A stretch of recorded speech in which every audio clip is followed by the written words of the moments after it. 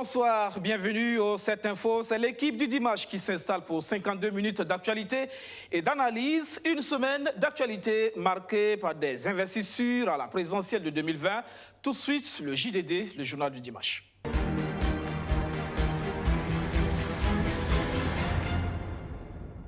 Après le MPP et Roch Christian Kaboré, après l'UPC et Zéphirin Diabré, c'est le CDP et Edi Komboyego qui font leur investiture. ECHO 2020. La machine est bien lancée ce dimanche dans un palais des sports plein comme un œuf. C'est un Edi Komboyego plus que jamais déterminé après ses victoires face à l'adversité interne et externe qui a dit oui aux militants de son parti. Oui pour conduire à nouveau le CDP à la victoire au soir du 22 novembre prochain. Edi Komboyego investit donc ce dimanche. Tout commence par un dépôt de gerbes de fleurs au monument aux héros nationaux à Ouagadougou. Avant toute pensée et tout acte politique, Edi Komboyego et son parti ont bien voulu s'incliner en la mémoire des illustres disparus de la nation burkinabé. Une gerbe de fleurs, un instant de prière pour le repos de leurs âmes. Un hommage rendu à toutes les composantes de la nation pour leur sacrifice. Vous savez que notre pays est en proie de guerre. Il y a des gens qui meurent toujours. En leur mémoire à tous, j'ai déposé cette gerbe. Vous savez également qu'il y a eu la pandémie et d'autres maladies plus dangereuses qui frappent le pays, qui meurent toujours et qui se battent pour la patrie. En leur nom à tous, j'ai déposé la gerbe. À tous les présidents, tous les hommes politiques qui sont tombés pour la patrie, j'ai déposé cette gerbe. À tous les travailleurs de la nation, tout Burkinabé, même les non-Burkinabés qui se sont battus pour le Burkina Faso et qui ne sont plus aujourd'hui, j'ai déposé cette gerbe. Je souhaite que Dieu la reçoive dans son paradis. Je souhaite également que là où ils sont, ils requièrent la paix pour notre pays. Une saison pluvieuse, abondante pour nos braves paysans et nos travailleurs. Nous ne pouvons pas espérer un jour ou l'autre diriger ce pays dans l'unité et la paix sans avoir une mémoire, sans avoir un regard rétrospectif sur ce qu'ils ont fait. Investi candidat du Congrès pour la démocratie et le progrès à la présidentielle de novembre 2020, ce geste qui a précédé le congrès d'investiture est pour Edi Komboyego une manière de saluer le combat de tous ces dévanciers qui ont œuvré à faire du Burkina Faso une nation forte, aujourd'hui ébranlée par l'insécurité, mais qui l'espère stabiliser une fois à la tête du pays. Point complet de cette investiture de Edi Komboyego, ça sera dans nos éditions de demain. Hier, c'est le lion qui rugissait dans la cuvette du Palais des Sports de Ouagadougou, également pleine. Zéphirin Diabré a été investi comme candidat de l'Union pour le progrès et le changement UPC à l'élection présidentielle de novembre prochain. Un lion déterminé cette fois à opérer le vrai changement. Ensemble, sauvons le Faso. C'est le slogan de campagne. Le candidat Zéphirin Diabré, un lion qui reste républicain. Mais attention, il n'entend pas hésiter à sortir ses griffes si le parti au pouvoir tente un passage en force. Des lions, des lionnes, des lionceaux et des lioncelles en direction du palais de Kosiam. Le parti du lion se lance dans la bataille de la conquête du pouvoir d'État. Mais avant de saisir le trône, les concurrents se retranchent dans la tanière du palais des sports pour confier au roi lion ses attributs. Zéphirin Diabré est de nouveau candidat à la magistrature suprême. Selon lui, la situation nationale est bien une raison pour son parti de vouloir proposer aux Burkinabés une fois de plus le vrai changement. Il y a de 5 ans, les Burkinabés ont commis la grave erreur de confier leur destinée au MPP et à ses alliés. En plaçant sous le thème un nouveau départ en toute sécurité, nous marquons ce congrès comme pouvant clairement dire que comme de nouveaux Burkinabés, nous sommes déçus de la gestion du MPP et que nous voulons le changement et le vrai changement. Nous indiquons que ce pays a plus que jamais besoin d'un nouveau départ, d'un nouveau souffle, d'une nouvelle vision et d'un nouveau chemin.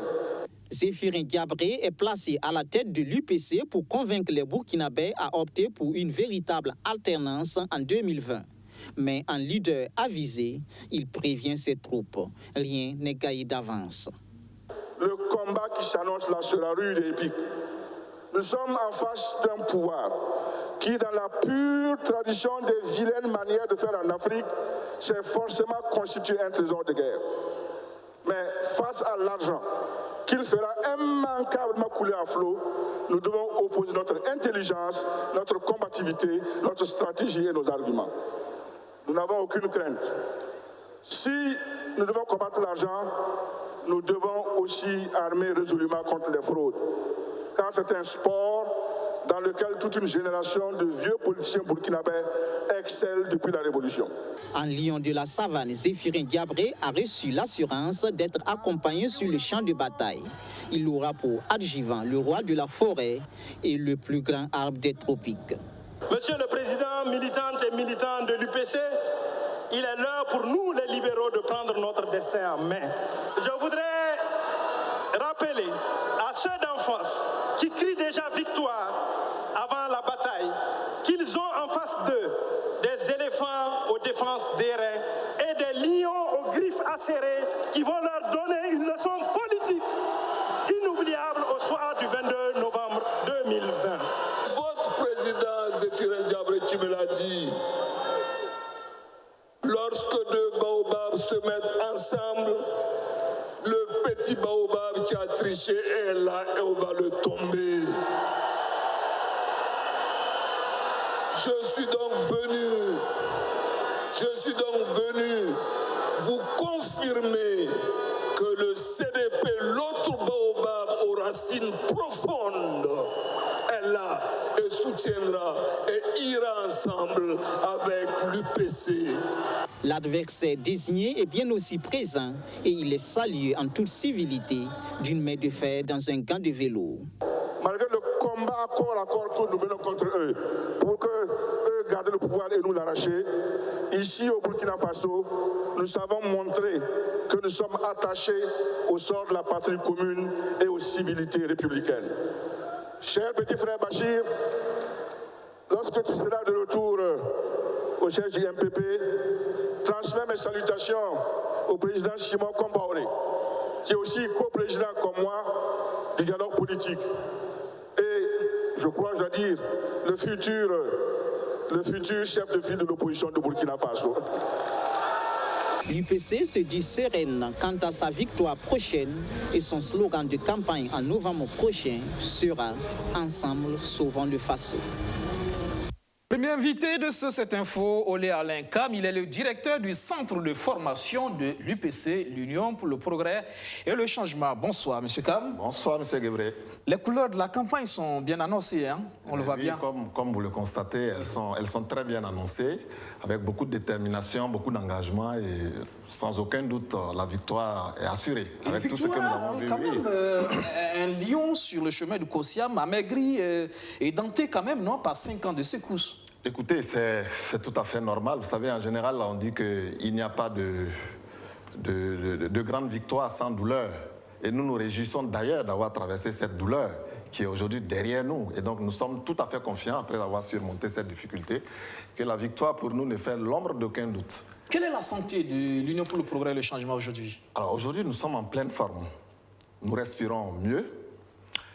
Vous avez vu les images tout à l'heure, elles parlent d'elles-mêmes.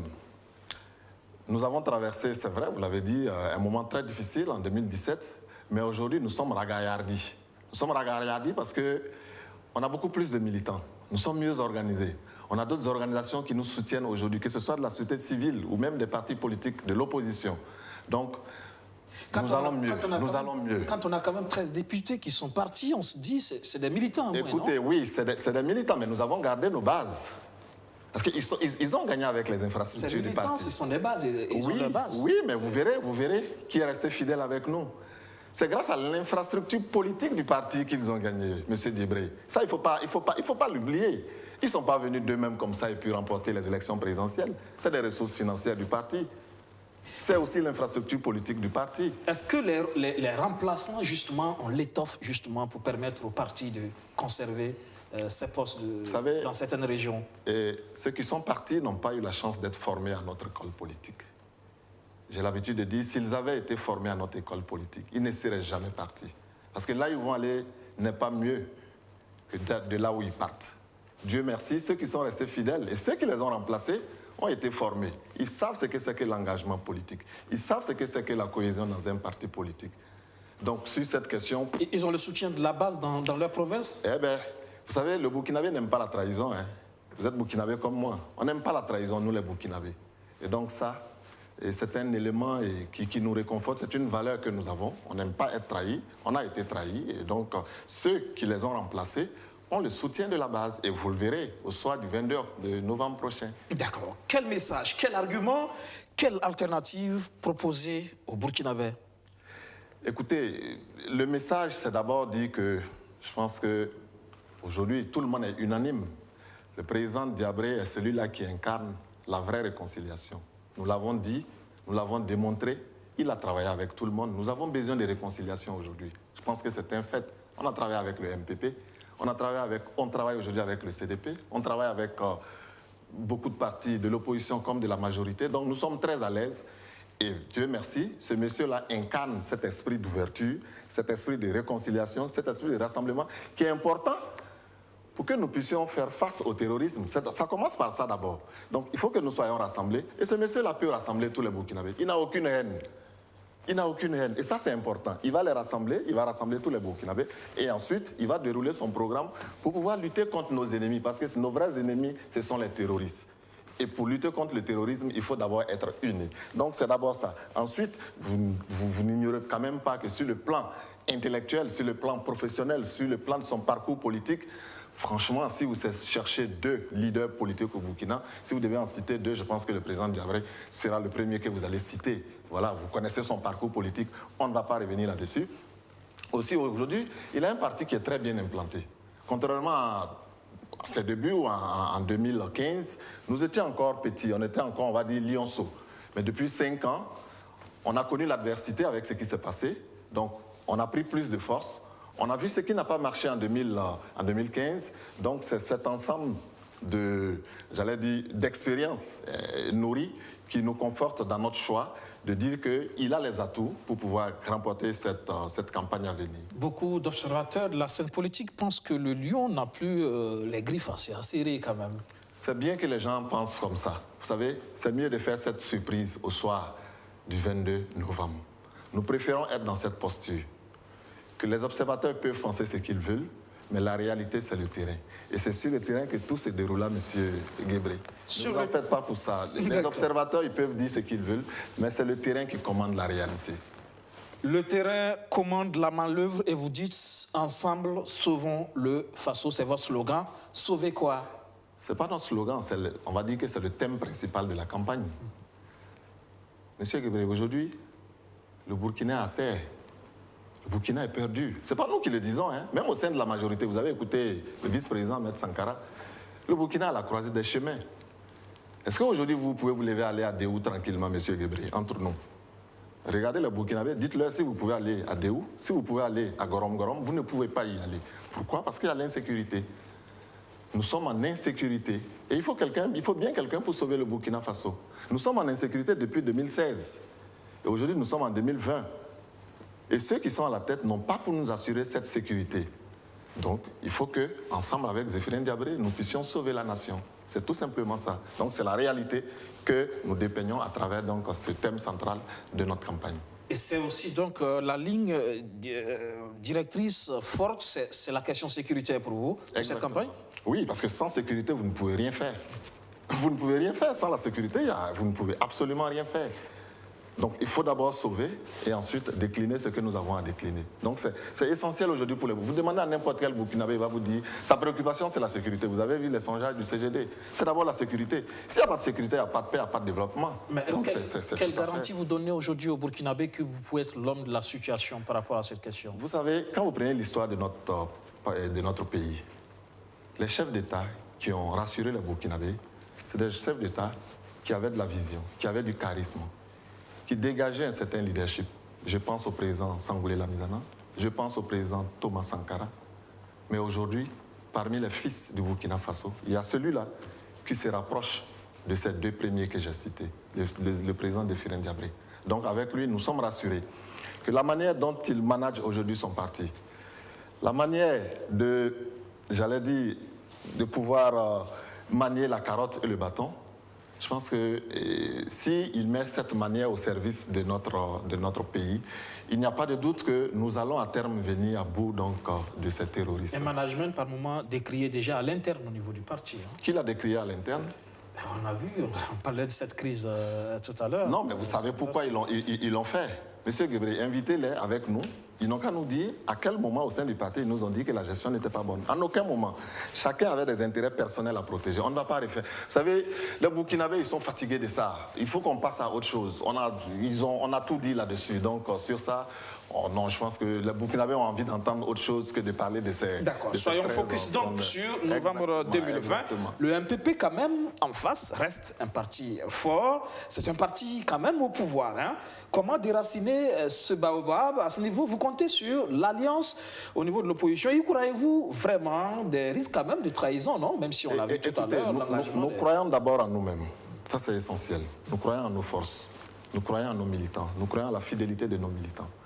Bien évidemment, nous sommes dans une alliance au sein de l'opposition.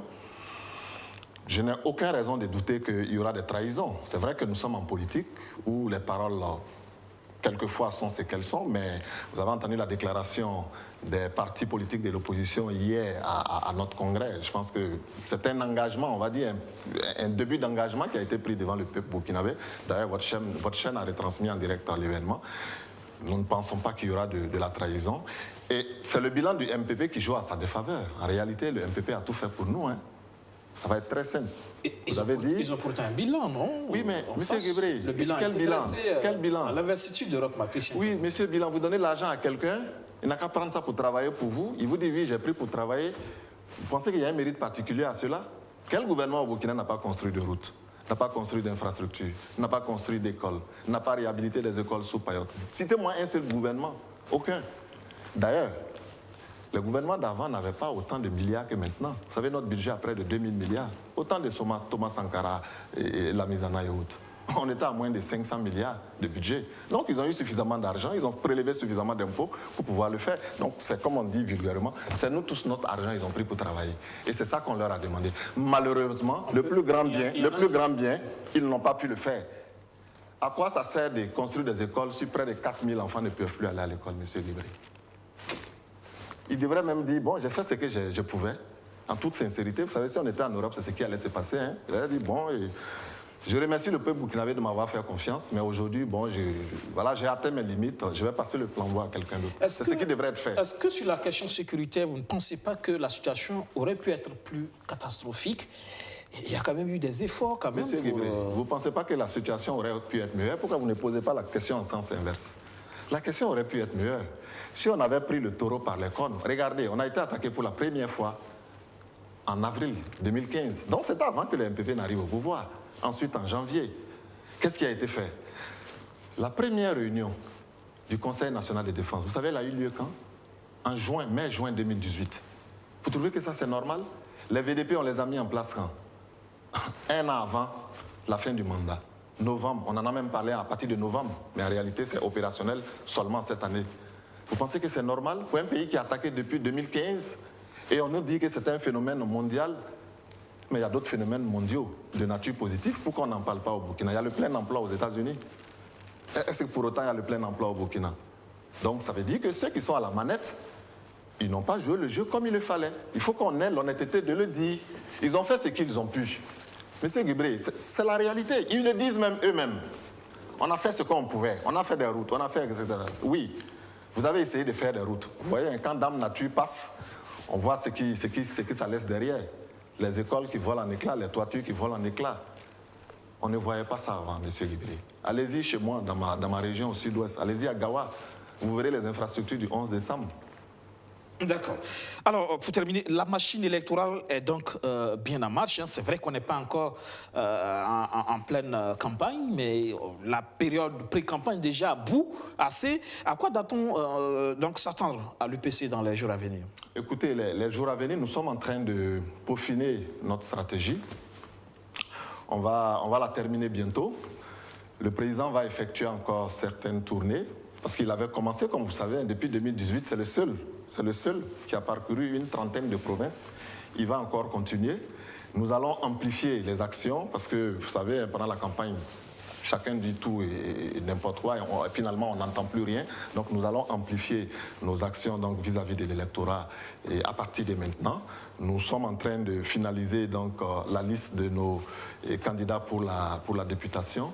Et donc c'est une période assez importante, de mon point de vue même beaucoup plus importante que la période de campagne électorale à proprement parler. Parce que c'est maintenant que les gens sauront qui véritablement peut diriger le Burkina Faso. Ce n'est pas pendant la campagne électorale. Pendant la campagne électorale, c'est juste 20%. Ainsi, c'est juste 20% où les gens viennent avec de l'argent, les gens viennent avec des promesses, les gens viennent avec ceci, cela. Non, c'est maintenant. C'est maintenant que tout se passe et nous pensons qu'avec la stratégie que nous avons mise en place de renforcer nos structures de base, d'élargir ces structures de base, d'aller à la rencontre de nos structures de base avec le président Diabré, nous pensons que c'est une stratégie qui sera naturellement gagnante pour nous parce que les Burkinabés n'entendent que ça. Encore une fois, beaucoup d'analystes pensent que en vérité, le pouvoir, le parti au pouvoir, le MPP, a fait beaucoup plus d'actions terrain en termes de mobilisation des militants vers les bureaux d'enrôlement que l'opposition. Non, je ne pense pas. Vous savez, un parti au pouvoir est naturellement a des moyens que l'opposition n'a pas forcément. Donc, il y a cette tendance-là à parfois utiliser les moyens de l'État pour convoyer des gens. Vous avez vu des partis de la majorité présidentielle qui ont convoyé à Zignaré, qui ont convoyé à Boussé. Vous avez couvert tous ces événements, j'allais dire, je ne sais pas si je dois dire malheureusement, ça a été couvert. C'est ce qui fait penser que la majorité a fait plus que ce que l'opposition a fait. Mais vous serez surpris, M. Diabré, parce que nous avons travaillé. Nous avons travaillé. Si vous rentrez en province, vous demandez s'il y a un seul parti qui est sûr de remporter l'élection présidentielle dans une province, tout le monde va vous dire que c'est l'UPC de Zéphirine Diabré, parce qu'on a essayé les deux autres partis politiques. On a vu ce que ça nous a apporté. Donc, nous n'allons plus commettre l'erreur de 2015. Nous allons rectifier cette erreur qui a été malheureusement commise en 2015. Et nous allons essayer le président Diabré. Et vous verrez, M. Diabré, qu'il y a gouvernance dans gouvernance. On parle aussi des risques sur la question du fichier électoral, de transparence. Non, je pense qu'aujourd'hui, tout le monde est d'accord là-dessus. Non, on n'est pas encore assuré. Il faut qu'il y ait cet audit. On va faire cet audit. Donc, les résultats de l'audit nous diront. D'accord. Merci. Monsieur Alenkam, directeur du Centre de formation politique de l'Union pour le progrès et le changement, UPC. Merci d'être passé dans cette info. Merci à vous et à vos téléspectateurs et téléspectatrices. Merci. Vous restez avec nous pour la suite de cette info. Tout à l'heure, nous serons avec notre analyste politique, Siaka Koulibaly, pour revenir sur ses investitures ce week-end.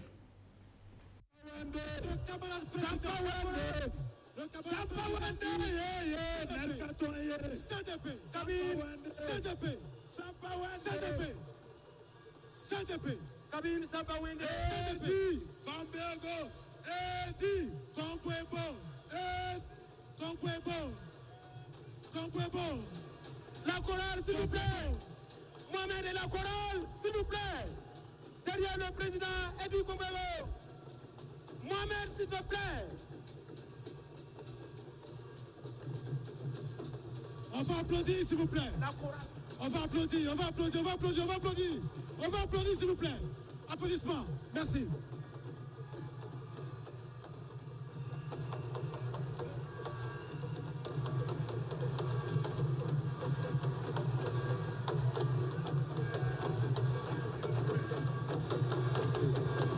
C'est libéré.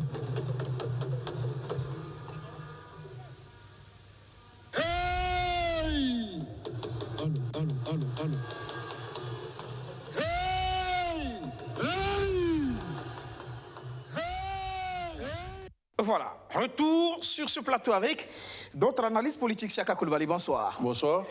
Vous avez vu ces investitures en tous azimuts, ça s'accélère.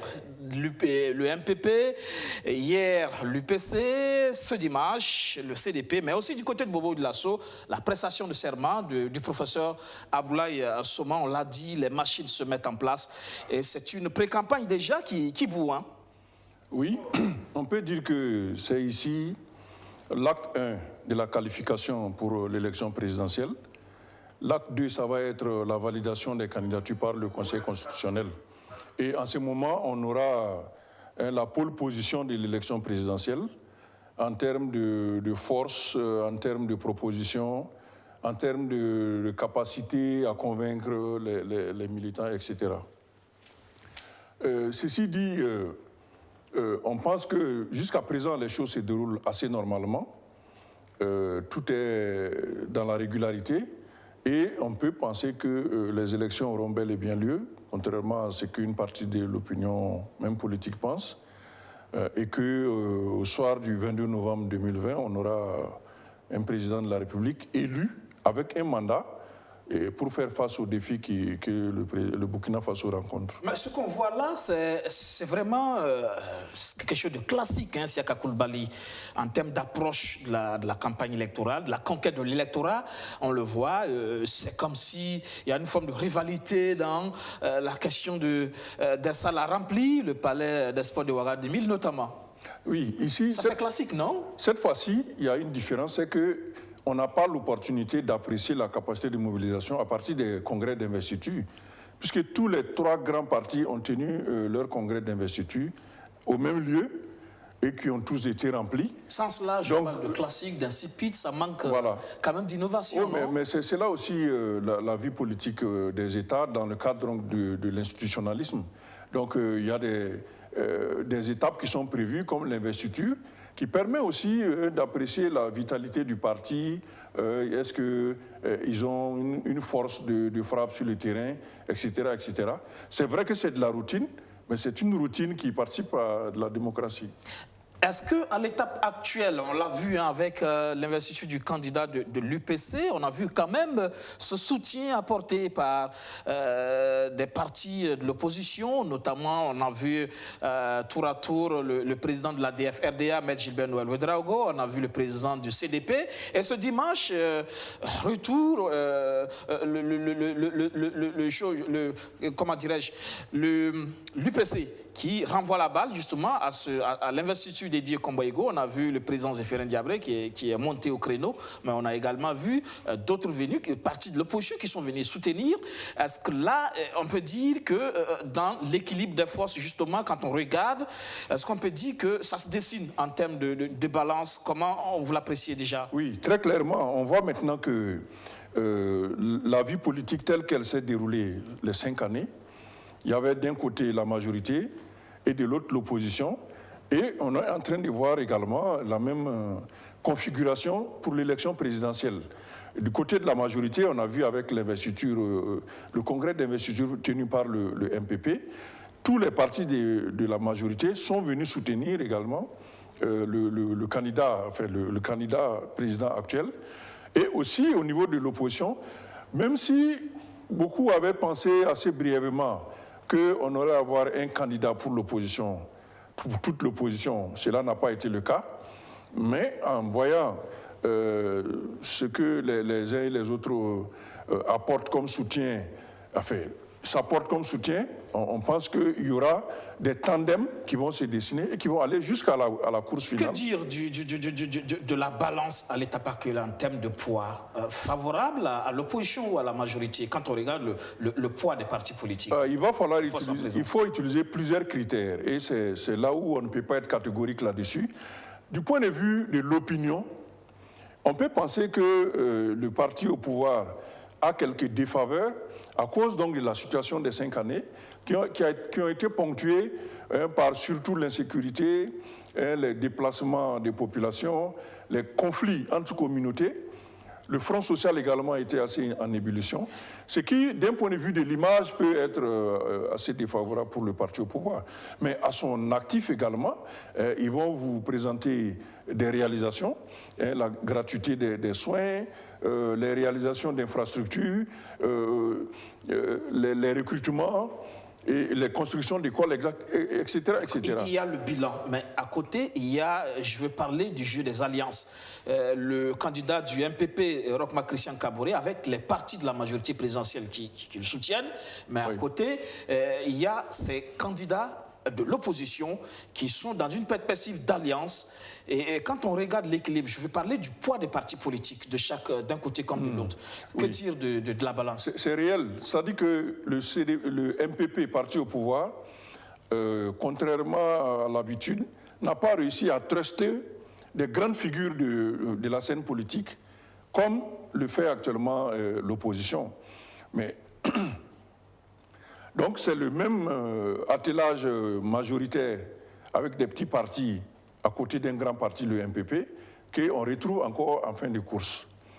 Et de l'autre côté, ils ont des grandes figures de l'opposition, il y a des grands partis, il y a l'UPC, il y a le CDP, mais là aussi, ils ont une défaveur, c'est qu'ils n'ont pas un candidat unique. Donc ce qu'ils construisent en termes d'alliance, ils ne l'ont pas en termes donc, de stratégie. Ça, c'est pour l'Alliance, ça sera pour le second tour. Mais déjà, est-ce que cette configuration où on a affaire à un parti au pouvoir avec une figure forte, le président de Faso, mais qui à côté bénéficie du soutien de partis en termes de poids électoral, ne sont pas forcément tout à fait. de grandes figures, mais du côté de l'opposition, on a quand même l'UPC, vous l'avez dit, avec son poids électoral, on a le CDP avec son poids électoral, peut-être le CDP avec Edi Komboigo, l'ADF-RDA avec son poids électoral, mais aussi un candidat comme Kadri Désiré Ouedraogo qui peut bénéficier aussi quelque part des structures et du MPP et du CDP, peut constituer aussi un poids électoral, la NAFA dans une moindre mesure. Mais quand vous réunissez tous ces partis, est-ce que ce saucissonnement, il ne risque pas avoir de saucissonnement de voix qui puisse peut-être créer un second tour? Oui, le saucissonnement des voix peut nous conduire à un second tour, ce qui ne sera pas mal d'ailleurs, compte tenu donc du poids réel de chaque parti qu'on vient d'énumérer. Moi, je pense qu'on a de fortes chances d'avoir un deuxième tour à l'élection présidentielle. En revanche, là où c'est intéressant, c'est au niveau des élections législatives. Cette fois-ci, on risque d'avoir un émiettement au Parlement qui va aussi donner lieu à des alliances afin de constituer une majorité de gouvernement. Puisque, comme vous le savez, notre Constitution actuellement a inscrit formellement que le Premier ministre est issu du parti majoritaire au Parlement, du parti ou de l'alliance majoritaire. Donc, il suffirait que le CDP, l'UPC, l'ADF-RDA et les autres partis qui sont proches de lui se mettent ensemble une fois les élections législatives terminées et constituent une majorité de gouvernement. À ce moment, on ira tout droit vers une cohabitation ou peut-être, je dis bien peut-être, si le président actuel se maintient, il aura affaire à un gouvernement qui n'est pas issu de sa famille politique et ce sera une première au Burkina Faso. Et pourquoi pas, c'est peut-être pour le mieux pour le pays. Risque donc de cohabitation aussi, justement. Parlons du CDP. On l'a vu, c'est une extrémiste à la dernière minute, rien qu'hier que finalement la justice a tranché et le clan Kwanda a été débouté par rapport à ce recours en justice pour l'annulation de l'investiture. Oui. Bon, pour ma part... Ça fait un adjuvant, il y a de quoi booster davantage le candidat, non? Oui, je crois. Très clairement... Des gens ont hésité en pensant que peut-être l'investiture n'aurait même pas lieu à cause de cette affaire de justice. Pour ma part, je pensais qu'il n'en serait rien, dans la mesure où la justice, quand même, travaille avec des éléments qui sont assez concrets. La vie organisationnelle des partis, c'est une organisation privée. Donc, ce sont les textes des partis qui définissent comment est-ce qu'on doit désigner le candidat, comment on doit organiser ceci ou cela. Et cela a été déroulé, et c'est s'est déroulé, disons, on peut le penser de façon régulière. Et après cela, c'est tout à fait normal que des gens ne soient pas d'accord avec les résultats des urnes à l'intérieur du parti. Et c'est normal qu'ils s'opposent, mais... L'action en justice doit être basée sur des éléments qui, ici, je pense, n'existaient pas, si bien que, très naturellement, la justice a rendu un verdict tout à fait favorable au camp Edi Komboigo et aussi au parti, parce qu'il a quand même été assez majoritairement élu lors de l'investiture. Est-ce qu'on peut dire qu'à partir donc, de cette décision de justice et à partir de cette investiture, Edi Komboigo a désormais les coups de franche pour conduire son parti aux élections? Oui. on peut le dire, mais il faut encore attendre, comme je le disais en début d'entretien, que le Conseil constitutionnel valide les candidatures. Je sais que c'est du formalisme, mais il faut encore l'attendre. Et c'est à partir de ce moment, et vous verrez que la plupart des acteurs, des candidats, ne déploieront pas leurs moyens avant que le Conseil constitutionnel lui donne la liste des candidats réels. C'est à partir de ce moment que Edi Kongwego pourra déployer ses moyens pour se montrer comme un candidat crédible. Moyens non seulement financiers, logistiques, mais surtout les moyens politiques et humains. Quelle offre il a à faire au peuple burkinabé pour donc briguer la magistrature suprême et surtout donner l'espoir aux Burkinabés qu'avec lui, les choses peuvent changer. C'est d'ailleurs pareil pour Diabré Zéphirine, même si lui, il a déjà réalisé l'exercice en 2015, et les autres candidats également.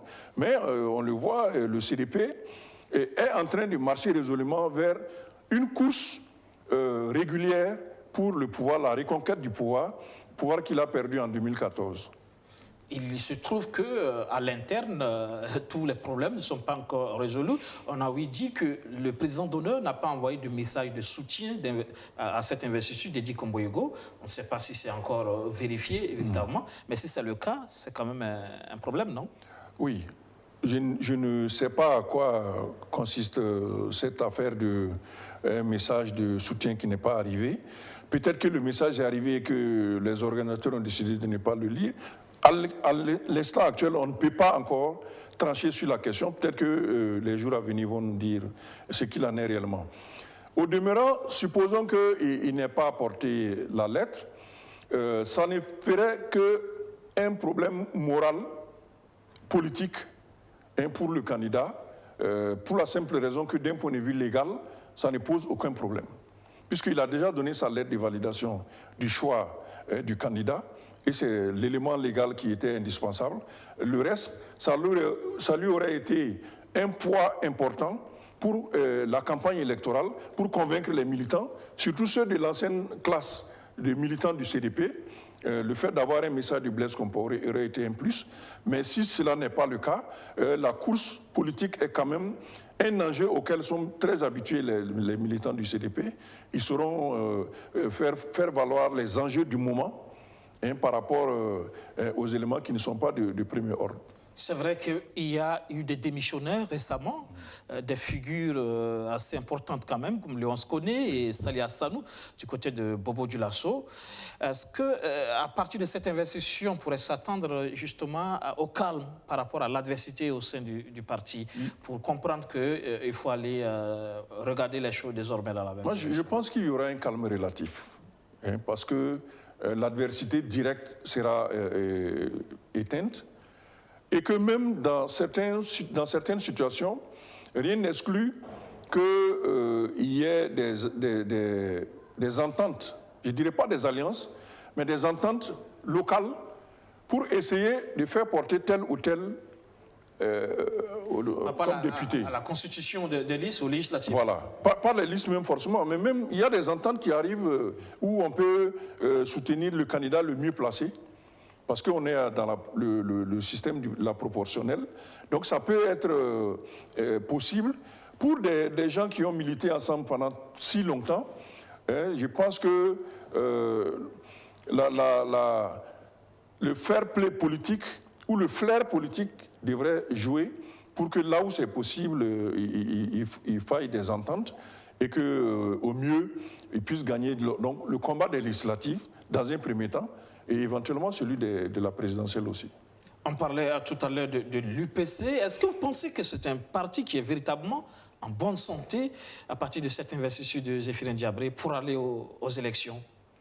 Oui, mais je crois que l'investiture n'est qu'un élément supplémentaire à la santé réelle de ces partis, dans la mesure où il a déjà pris part à l'élection présidentielle et législative, il a assuré le rôle de chef de file de l'opposition politique, donc il a des acquis. Après, il y a eu des départs. C'est vrai qu'il y a eu des départs, et à l'intérieur du parti, je pense que l'UPC est beaucoup plus stable, beaucoup plus homogène que beaucoup de partis de la place. Est-ce que c'est un parti qui a un électorat fidèle, on peut le dire? Oh, la fidélité, ça, il va falloir attendre les échéances pour le vérifier. Aujourd'hui, l'UPC pourra vous expliquer que par endroit dans les régions, le nombre de militants est resté stable ou a augmenté. Et ça, c'est à l'intérieur du parti qu'on pourra le dire. Nous, de l'extérieur, on ne peut le voir qu'avec les élections. Est-ce que, par exemple, dans les zones où les 13 démissionnaires ont été élus, est-ce que l'UPC va reconquérir ces 13 places-là? Donc ça, c'est un enjeu, par exemple, qu'il faut coller à ces partis-là. Ceci dit, Zéphirin Diabré, au-delà de l'UPC lui-même, reste quand même une figure marquante de la scène politique nationale des 10 dernières années. Et je pense qu'il sera là pour le dernier round et éventuellement fera partie des sélectionnés pour le second tour. Ah bon, le second tour face à Roch-Marc Christian Kaboré, à votre avis? Je ne peux pas dire s'il s'agira de Roch-Marc Christian Kaboré ou d'Edi Komboego, mais je pense que Zéphirin Diabré a la capacité, pour son expérience, son acquis déjà réalisé, de figurer parmi les deux du second tour. Il y a certains observateurs qui voient l'UPC venir un peu très loin derrière, devant le MPP et le CDP. C'est vrai que les 2 dernières années, l'UPC n'a pas vraiment profité de son rôle de chef de file de l'opposition, n'a pas surtout enfoncé le clou là où le parti au pouvoir avait des difficultés, hein, notamment cette grande dégradation de la situation sécuritaire.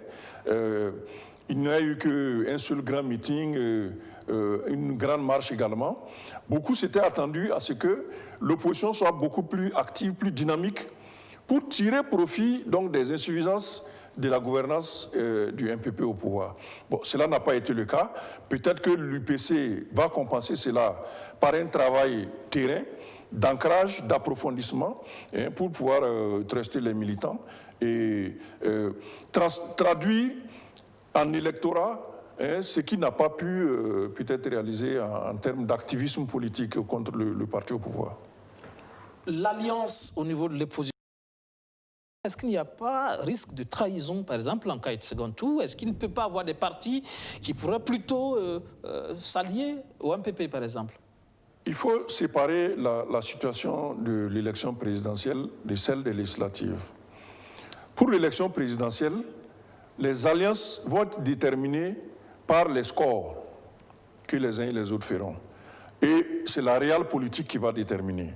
Et celui qui voit que tel candidat de l'opposition est venu par exemple en tête, va faire donc le vote utile, le choix utile, c'est rallier à lui à cause donc des alliances qui existent déjà en termes de lien entre l'opposition, plutôt que d'aller soutenir éventuellement le candidat du parti au pouvoir qui serait venu par exemple au deuxième tour. Donc tout dépend des scores qu'on aura à la fin. En ce moment, le vote utile, la réelle politique va déterminer et on verra si le deuxième est de l'opposition, le troisième de l'opposition. Peut-être qu'en additionnant les suffrages, ils seront au-dessus de celui qui vient en tête, notamment le candidat du parti au pouvoir. Et s'ils font ces calculs-là, je crois que cela va aller de soi, qu'ils fassent donc l'alliance et qu'ils remportent l'élection présidentielle.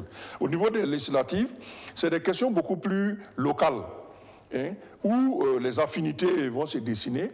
Et on verra, puisque là-bas, il n'y a pas plusieurs tours, c'est un seul tour. Donc les gens iront en compétition, et la compétition sera déterminée par les électeurs qui vont choisir l'un ou l'autre, et avec la proportionnelle au plus fort reste, on verra quels sont les partis réellement qui font le poids au niveau des régions. En face, on a le MPP, le parti au pouvoir, qui a connu aussi, certes, des moments difficiles durant ces 5 ans, un peu de rébellion aussi par moments à l'interne, des départs aussi. Mais on a l'impression que depuis un certain temps, avec le retour en force de Simon Compaoré, qui a pris les manettes, en tout cas, du parti en main, il y a eu un travail de remobilisation et de restructuration qui fait que, du dehors, l'impression que ça donne, c'est que le MPP, c'est aujourd'hui un parti qui est assez fort. Oui, il y a eu au moins l'homogénéité puisque après le décès de Salif Diallo, il y a eu à peu près 2 ans de flottement où on ne voyait pas d'activité de congrès, de rencontres au niveau du MPP.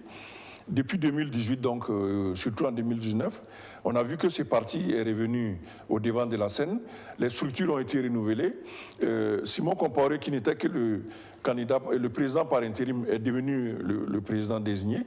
Donc, cela a donné plus d'homogénéité au niveau du MPP. Maintenant, est-ce que la structuration du parti et le fait d'avoir géré l'État va compenser le bilan où il y a quand même des insuffisances importantes comme la sécurité ou le front social. Donc, c'est ce travail d'ajustement que le MPP va devoir faire avec son candidat déjà désigné pour faire comprendre aux Burkinabés qu'en définitive, il reste encore la force politique qui peut sortir le pays de là où il se trouve aujourd'hui. La question, c'est est-ce que dans la hiérarchisation des critères de ceux qui votent, est-ce que la question du bilan en termes de programme vient en tête, malheureusement? Est-ce que c'est toujours le cas? Jusqu'à présent, le bilan ou le programme des partis n'étaient pas des éléments déterminants. Il y avait d'autres paramètres comme la sociologie, la proximité régionale qui déterminait les choix des le pouvoir financier aussi. Le pouvoir financier qui déterminait le choix des votants. Mais dans le cas où nous sommes actuellement, je pense que les facteurs du bilan seront importants parce que quand même beaucoup ont eu peur. Ont eu peur parce que vous trouverez beaucoup de familles où il y a eu au moins une personne décédée, qu'il soit dans les forces de défense et de sécurité ou les civils dans les zones touchées par le terrorisme. Et quand même, les Burkinabés vont y réfléchir à 2 fois. Même ceux qui n'ont pas été touchés directement vont réfléchir à la nécessité de la paix, de la stabilité, qui est une condition indispensable du développement, même au niveau individuel. Donc, est-ce qu'ils veulent vivre une situation où tous les jours il y a un risque d'attentat, où il y a des morts à tout moment, où il y a des mauvaises nouvelles, ou essayer de se donner un avenir beaucoup plus calme, plus stable? Mais ça, c'est des réflexions que les Burkinabés vont mener eux-mêmes. Et on verra si au Burkina Faso, nous sommes en train de changer, les caractéristiques du vote sont en train de changer. Est-ce qu'on passe du vote disons, humain et social vers un vote politique?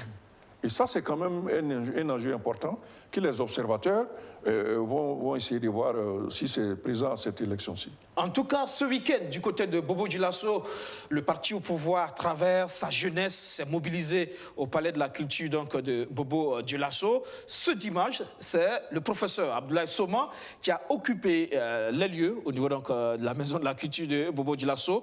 Lui ne parle pas d'investiture, mais parle de prestation de serment. Visiblement, le professeur Soma Siaka semble sûr de son affaire, confiant. Oui, il parle de prestation de serment parce qu'il avait déjà annoncé la candidature. Donc l'investiture, je pense qu'il a peut-être estimé que ce n'était pas une nécessité, mais il prêtera serment sur un ensemble de propositions qu'il va faire d'abord à ceux qui le soutiennent, mais aussi à son électorat éventuel, pour dire, bon, voilà les points sur lesquels je pense être une solution, une alternative à la situation actuelle. Donc, il a une carte à jouer pour ces élections de 2020? Il a une carte à jouer parce que, comme on l'a dit tantôt, le vote sera très ouvert cette fois-ci, essentiellement lié au fait que la situation des 5 années a été assez difficile. Tous les Burkinabés ont ressenti ces besoins de certaines actions fortes au niveau de la direction de l'État qui ont un peu manqué par moment. Donc, c'est possible que le vote se disperse de façon importante. Et une des cartes que le professeur Soma détient, c'est notamment la jeunesse. Cette jeunesse qui tient aujourd'hui à jouer un rôle déterminant dans l'avenir politique du pays et qui pourrait, pourquoi pas, essayer... Est-ce que son discours est un discours qui permet de mobiliser cette jeunesse? Est-ce que c'est un discours qui rassure, qui est véritablement adressé à la jeunesse et qui peut inspirer confiance? Il y a que le discours est adressé directement à la jeunesse, mais c'est surtout le contenu, l'offre politique que le procès Soma apporte, qu'il faut observer. Et la jeunesse verra, dans la situation où se trouve le pays à l'heure actuelle, est-ce que ces discours donnés par l'un des nôtres, je parle donc des jeunes qui apprécieront, est-ce que ces discours est de nature à faire le changement générationnel dont beaucoup parlent déjà? Qu'on le veuille ou non, c'est déjà annoncé, les gens en parlent, un changement générationnel est nécessaire, etc., etc. Maintenant, est-ce que ce procès Soma est le cheval qui permettra à cette jeunesse de réaliser le changement générationnel? Donc, il y a encore 3 mois, 3-4 mois qui restent avant l'échéance. Cela permettra peut-être au procès Soma et aux autres candidats de sa génération de faire encore des propositions complémentaires pour que l'offre politique soit de nature à entraîner l'adhésion des gens de sa génération afin qu'ils puissent faire un score honorable à l'élection présidentielle. On attendra donc de voir. Merci, Siaka Coulibaly. Merci. La météo alerte. Les risques d'inondation cette année sont grands au Burkina Faso. Alors, le gouvernement anticipe cette semaine. Le Premier ministre a eu une rencontre avec les gouverneurs des régions sur la question. Cette année, la saison pluvieuse met du temps à s'installer pleinement. Mais selon les prévisions météorologiques, le pays devrait connaître des précipitations jamais égalées, avec des risques d'inondation dans plusieurs localités. Une sorte d'avertissement que le gouvernement prend très au sérieux. Le Premier ministre a convoqué l'ensemble des gouverneurs des régions pour tenter de mettre en place des mesures de riposte appropriées afin de faire face à toute éventualité. Comme action urgente, ces représentants de l'État dans les régions ont été instruits à faire en sorte que les zones inondables ne soient pas habitées. Nous avons dit aux uns et aux autres, chacun n'a qu'à assumer ses responsabilités. Les zones inondables, ce n'est pas simplement à Ouagadougou ici. Vous avez des zones où les gens, depuis 10 ans, 15 ans, 20 ans, sont là-bas. Donc la pluie vient de trouver, ça tombe, ils reconstruisent. Ils prennent des parcelles avec les maires, ils ne vont pas investir. Donc on doit avoir une position ferme vis-à-vis donc de ce comportement-là. Et c'est ce que le Premier ministre a rappelé, donc tant à l'intention du gouverneur en tant que coordinateur de l'action gouvernementale au niveau régional, mais également à l'intention des maires, parce que la MBF, donc l'association des municipalités du Burkina Faso, était là, donc certainement qu'ils vont rendre compte. Un accent sera mis sur la protection des enfants, des femmes et des personnes âgées. Toutefois, les populations des villes et des campagnes sont invitées à plus de vigilance. L'autre mission assignée au gouverneur, c'est le retrait des enfants en situation de rue. Selon le gouvernement, ces enfants peuvent constituer un foyer de recrutement des terroristes. Alors, il faut anticiper. Il y a un risque que ces enfants soient récupérés dans le cadre donc, du terrorisme. Parce que ça pose un certain nombre de problèmes. Donc nous avons instruit le gouverneur pour que cette circulation des enfants soit mieux surveillée, pour qu'on puisse les récupérer en cas de découverte d'enfants donc, qui sillonnent et qui n'ont pas donc, où aller et qui peuvent constituer donc, des dangers et pour eux-mêmes et pour la société, qu'ils puissent être convoyés vers les services donc, de l'action humanitaire, donc la solidarité nationale, pour être effectivement donc, mis dans les maisons d'insertion et de l'action sociale. Cette politique de retrait des enfants en situation de rue dans les différentes villes du pays sera pilotée par les gouverneurs au niveau déconcentré, sous l'égide du ministère en charge de l'action humanitaire. Son premier responsable, Laurence Marshall-Ilboudo, ayant déjà conduit un projet similaire. Le troisième point au cœur des échanges entre l'exécutif et ses représentants régionaux est relatif à la crise sanitaire. La pandémie est relativement maîtrisée selon le gouvernement, qui invite tout de même la population à ne pas baisser la garde, surtout avec les réouvertures très prochaines des frontières. La surprise de la semaine, elle est sportive. Aristide Bansé et l'équipe nationale du Burkina Faso, c'est fini. Le footballeur l'a annoncé à l'issue d'une audience avec le président du Faso. Aristide Bansé, c'est 15 ans passés en équipe nationale, 79 sélections, 24 buts marqués. Retour sur le parcours d'un guerrier, un homme qui sait rebondir, un homme qui ne lâche rien face à l'adversité. Il est la persévérance. Le décalage de Bertrand Traoré avec la frappe de Bansé.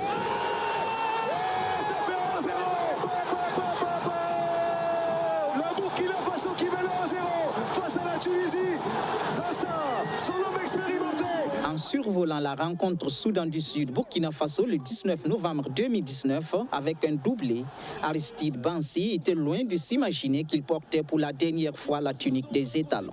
Moi, en tout cas, j'étais quand même motivé de jouer la CAN en 2021 et on a vu que non, il y a eu un report jusqu'en 2022. Voilà, donc j'ai vu c'est un peu long. Un peu long pourquoi? C'est pas parce que je ne pouvais pas tenir. Voici bien sûr que je pouvais tenir, mais je voulais changer un peu plus tôt. Ce changement, il l'a décidé au moment le moins attendu par ses fans, au sortir d'une audience avec le chef de l'État. Aristide Bansi ne jouera plus avec les étalons. Une carrière internationale qui ne s'achève pas avec 100 buts en sélection, mais n'est pas pour autant moins glorieuse. C'est un symbole de la combativité, de l'amour pour le maillot national qui se retire des étalons. Aristide Bansi, c'est la force d'un caractère. Je voyais le championnat français. Il y avait un joueur, un attaquant que les gens traitaient de beaucoup limité. Il était limité, mais par son courage, il arrivait toujours à faire la différence. L'attaquant, c'était au nom de Djibril Cissé. Voilà, tout le monde le connaissait. En son temps, il était à Auxerre. Il marquait vraiment des buts et des beaux buts. Voilà, c'est un battant. Ce monsieur-là, c'est un battant. Donc, je pense que souvent dans la vie, il y a des joueurs comme ça. Voilà, donc moi, je suis arrivé ici quand même. Voilà, je pense que je me suis imposé avec mon travail, avec le courage surtout. Avec les U20 en 2003 et de sa première sélection en équipe A le 26 mars 2005 à la dernière le 19 novembre 2019, beaucoup d'eau a coulé sous les ponts. Du bouc émissaire de certaines déroutes des étalons à l'adulé des supporters, il a fallu sa force de caractère pour devenir une des stars de l'équipe nationale à partir de la CAN 2013. Moi, je me rappelle, au stade du 4, souvent, même, j'étais assis sur le banc. Et on me disait même de rentrer, même j'avais vraiment beaucoup de doutes. Voilà, je n'étais pas en confiance. Mais en ce moment-là, c'était au public de me mettre en confiance. Mais je pense que ce n'était pas le cas. Voilà. Mais je n'avais jamais eu une chance en sélection comme ça où on te dit, tiens, tu dois commencer un match. C'est tout le temps quand c'est difficile. Vous savez, quand on est mené et on fait rentrer un joueur, c'est assez compliqué. Aussi footballeur que touriste, Aristide Bansi aura enfilé la tenue de 22 clubs jusqu'à présent. De Lokeren à Oroya en Guinée, en passant par l'ASEC Mimosa en Côte d'Ivoire, à Mayence ou Augsbourg en Allemagne, en 15 ans de carrière, la Lettonie, les Émirats arabes unis, la Turquie, le Kazakhstan, l'Égypte, le Qatar ou l'Afrique du Sud, Mr. Banks, ainsi surnommé en Afrique du Sud lors de la CAN 2013, a toujours su reprendre la balle au rebond, là où sa carrière le balance. Mais avec un seul objectif en tête, pouvoir répondre présent à l'appel de la patrie. Voilà, il y a des moments aussi, tu arrives dans un club où tu joues, tu es titulaire, et on te met la pression de ne pas aller en équipe nationale. Moi, je sacrifie quand même de l'argent, peut-être pour venir ici en sélection. Je me rappelle quand j'étais en Lettonie, mon contrat venait de finir. Et le championnat, il reprenait dans le mois de mars. Et le président m'a proposé beaucoup d'argent pour renouveler. Et quand je l'ai renouvelé, je n'allais pas jouer la CAN 2017.